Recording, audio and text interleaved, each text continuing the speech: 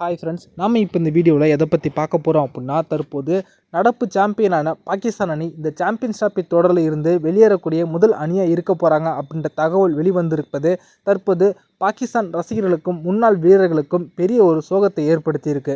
அது மட்டும் இல்லாது இதன் காரணத்தினால தற்போது பாகிஸ்தான் அணி இந்த தொடர் துவங்குவதற்கு முன்பாக அந்த நாட்டு ரசிகர்கள் மற்றும் முன்னாள் வீரர்கள் பேசிய தகவல்களை சமூக வலைத்தளங்களில் வீடியோவாக மற்றும் புகைப்படங்களாக வெளியிட்டு இந்திய ரசிகர்கள் சரியான பதிலடியும் கொடுத்து வந்துக்கிட்டு இருக்காங்க. அது பற்றின முழுமையான விவரத்தை இந்த வீடியோவில் பார்ப்போம். கடைசியாக பார்த்தீங்கன்னா 2017ஆம் ஆண்டு சாம்பியன்ஸ் டிராபி தொடர் நடைபெற்றுச்சு. இந்த தொடரில் இறுதிப் போட்டியில் இந்தியாவை வீழ்த்திய பாகிஸ்தான் சாம்பியன்ஸ் பட்டத்தை கைப்பற்றினாங்க.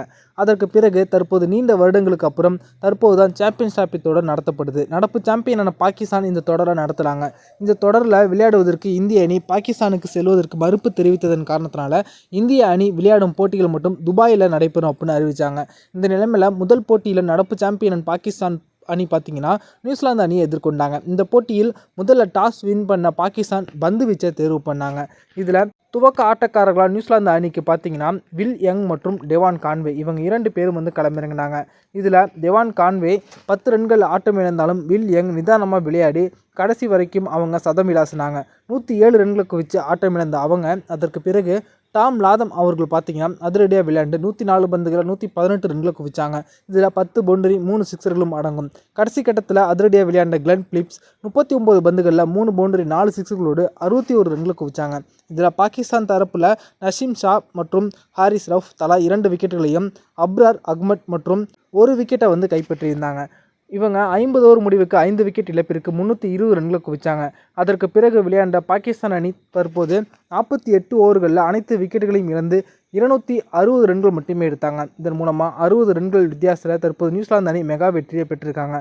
அந்த அணியில் அதிகபட்சமாக குஷ்டீல் அப்படின்ற வீரர் மட்டும் 49 பந்துகளில் 69 ரன்களை குவிச்சாங்க. அடுத்ததாக நட்சத்திர வீரரான பாபர் அசாம் 90 பந்துகளில் 64 ரன்களை குவிச்சிருந்தாங்க. நியூசிலாந்து தரப்பில் வில்லியம் பார்த்திங்கன்னா அதிகபட்சமாக 3 விக்கெட்டுகளும் மிச்சல் சாண்ட்னர் 3 விக்கெட்டுகளும் கைப்பற்றியிருந்தாங்க. தற்போது முதல் போட்டியிலேயே பாகிஸ்தான் அணி தோல்வியை தழுவி இருப்பது அவங்களுக்கு பெரிய பின்னடைவை ஏற்படுத்தியிருக்கு. மொத்தம் ஒரு பிரிவில் பார்த்தீங்கன்னா 4 அணிகள் இருப்பாங்க. இதில் முதல் 2 இடத்தை பிரிக்கக்கூடிய அணிகள் அடுத்த அரையிறுதிச் சுற்றுக்கு செல்லும். இதில் இந்தியா, நியூசிலாந்து, பாகிஸ்தான், பங்களாதேஷ் போன்ற அணிகள் இந்த முதல் பிரிவில் இருக்காங்க. இதில் முதல் போட்டியிலே பாகிஸ்தான் தோல்வியை தழுவியிருக்காங்க. அடுத்து 23ஆம் தேதி இந்தியாவோட பாகிஸ்தான் அணி மோத இருக்காங்க. இதுலேயும் இவங்க கண்டிப்பாக தோல்வியை தழுவுவதற்கு தான் அதிகமான வாய்ப்பு இருக்குது. காரணம் என்ன அப்படின்னா தற்போது இந்திய அணி ரொம்பவே வலுவாக இருக்காங்க. அதுவும் துபாய் மைதானங்களில் இந்திய அணி சிறப்பாக பர்ஃபார்மன்ஸ் பண்ணக்கூடிய ஒரு அனுபவம் வாய்ந்த அணியாக இருக்கும்போது பாகிஸ்தான் அணிக்கு அது ஒரு பெரிய பின்னடைவை ஏற்படுத்தும். இந்த போட்டியிலையும் பாகிஸ்தான் தோல்வியை தழுவும் பட்சத்தில் அவங்க தான் இந்த தொடரில் இருந்து வெளியேறக்கூடிய முதல் அணியாக இருப்பாங்க. அடுத்து பங்களாதேஷ் அணிக்கு எதிரான போட்டியில் அவங்க வெற்றி பெற்றாலும் அது எந்த ஒரு பயனும் கொடுக்காது. இதனால் அவங்களுடைய ரசிகர்கள் தற்போது ரொம்பவே சோகத்தில் இருக்காங்க. இந்த வீடியோ உங்களுக்கு பிடிச்சிருந்துச்சுன்னா லைக் பண்ணுங்கள், ஷேர் பண்ணுங்கள். நன்றி.